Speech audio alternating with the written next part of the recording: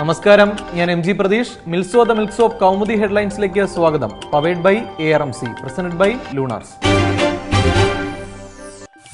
കലാപത്തിന്റെ കരിനിഴലിൽ സഭാതലം യുദ്ധക്കളം. പ്രതിപക്ഷ കലാപത്തിനിടെ ഇരുപക്ഷവുമായി ഏറ്റുമുട്ടൽ. സ്പീക്കറുടെ ഇരിപ്പിടവും മേശയും മൈക്കും തകർത്തു. സംഘർഷത്തിനിടെ വനിതാ MLA-മാർക്കു നേരെ കയ്യേറ്റം. ബഹളത്തിനിടെ വി ശിവൻകുട്ടിക്കും KK ലതികയ്ക്കും ദേഹാസ്വാസ്ഥ്യം. ഇളകിമറിഞ്ഞ് സഭാതലം. നിയമസഭയ്ക്കകത്ത് അക്രമാന്തരീക്ഷം. ബഡ്ജറ്റിന്റെ ആദ്യ പേജുകൾ വായിച്ച ഉടൻ ധനമന്ത്രി സഭ വിട്ടു. ആഹ്ലാദം പ്രകടിപ്പിച്ച് ഭരണപക്ഷത്ത് ലഡു വിതരണം. നിയമസഭാ പരിസരത്തും സംഘർഷം. പ്രക്ഷോഭകരും പോലീസുമായി ഏറ്റുമുട്ടൽ. കല്ലേറിൽ പോലീസിനും മാധ്യമപ്രവർത്തകർക്കും പരിക്ക്. അകത്തും പുറത്തും തുടരുന്നത് കലാപം. പ്രതിരോധം കടന്ന് മാണി. നിയമസഭയ്ക്കകത്തും പുറത്തും ബഡ്ജറ്റ് യുദ്ധം. പ്രതിപക്ഷ കലാപത്തിനിടെ KM മാണി ബഡ്ജറ്റ് അവതരിപ്പിച്ചു. ആദ്യ പേജുകൾ വായിച്ച് ബഡ്ജറ്റ് സഭയുടെ മേശപ്പുറത്ത് വച്ചു. ബഡ്ജറ്റ് അവതരണ വേളയിൽ സ്പീക്കർക്ക് സഭയിലെത്താനായില്ല. അനുമതി നൽകിയത് ചേംബറിൽ ഇരുന്ന്. സഭ സാക്ഷ്യം വഹിച്ചത് അസാധാരണ സാഹചര്യങ്ങൾക്ക്.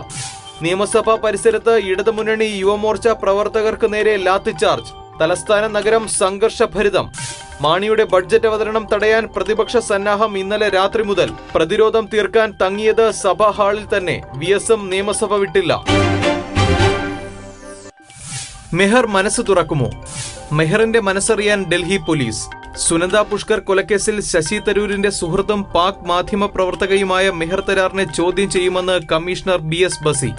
മെഹർ തരാർ കേസിലെ പ്രസക്ത കഥാപാത്രം. മെഹറുമായുള്ള ബന്ധത്തെ ചൊല്ലി തരൂരും സുനന്ദയുമായി തുടർച്ചയായി കലഹിച്ചതിന് തെളിവെന്നും അന്വേഷണ മേധാവി. കേസുമായി ബന്ധപ്പെട്ട് പോലീസിന്റെ ചോദ്യങ്ങൾക്ക് മറുപടി പറയാൻ തയ്യാറായി മെഹർ തരാർ. പക്ഷേ പോലീസ് ആഗ്രഹിക്കുന്ന തരത്തിലുള്ള മറുപടി പ്രതീക്ഷിക്കേണ്ടെന്നും മെഹർ. സുനന്ദയുടെ ആന്തരാവയവ പരിശോധന അതിവേഗം പൂർത്തിയാക്കാൻ അമേരിക്കൻ FBI-യോട് ആഭ്യന്തര മന്ത്രാലയത്തിന്റെ ആവശ്യം. സുനന്ദ പുഷ്കറെ ഡൽഹിയിലെ ഹോട്ടൽ മുറിയിൽ മരിച്ച നിലയിൽ കണ്ടത് കഴിഞ്ഞ വർഷം ജനുവരി 17-ന്.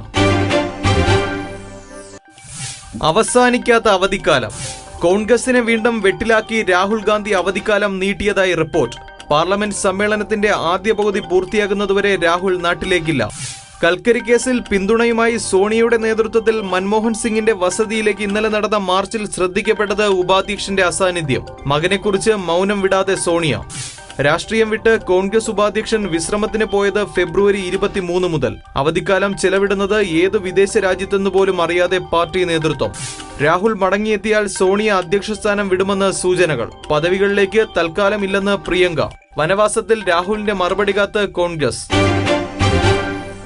മിൽസോ the milks of Kaumudi headlines powered by ARMC, presented by Lunar സമാപിക്കുന്നു. അടുത്ത ഹെഡ്ലൈൻസ് 1 മണിക്കൂറിന് ശേഷം. നമസ്കാരം.